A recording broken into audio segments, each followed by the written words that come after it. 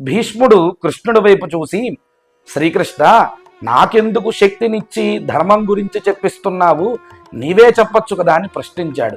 కృష్ణ పరమాత్మ అన్నాడు, నీలాంటి అనుభవజ్ఞుడు చెబితే వచ్చే స్పష్టత నేను చెబితే ఉండదని కృష్ణుడు బదులిచ్చాడు.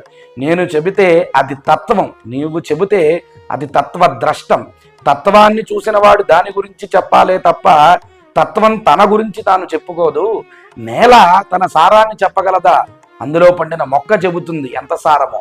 భగవంతుడు సముద్రం లాంటి వాడు. నీరు ఉంటుంది కానీ పానయోగ్యం కాదు, తాగలేము. అదే నీటిని మేఘం వర్షిస్తే పానయోగ్యం అవుతుంది, అవి మనం తాగగలము అని కృష్ణ పరమాత్మ చెప్పాడు. భగవత్ జ్ఞానం నేరుగా కాకుండా తత్వం తెలిసిన అనుభవజ్ఞుడైన వాడు ఉపదేశం చేస్తే అది లోకానికి శ్రేయస్సు అని చెప్పి నొప్పి నుంచి ఉపశమనం కలిగించేలా వరాన్ని ప్రసాదించి ధర్మసూత్రాలను విష్ణు సహస్రనామాలను పాండవులకు ఉపదేశం చేయించాడు శ్రీకృష్ణుడు. విష్ణు సహస్రనామాల పారాయణం వలన సులభంగా వైకుంఠ ప్రాప్తి మోక్షం కలిగింది భీష్ముడికి. ఆ యొక్క విషయాన్ని మనందరం కూడా గమనించి ఈనాడు తప్పకుండా విష్ణు సహస్రనామ స్తోత్ర పారాయణ చెయ్యాలి. తస్య లోక ప్రధానస్య జగన్నాథస్య భూపతే విష్ణోర్నామ సహస్రం మే శృణు పాప భయాపహం.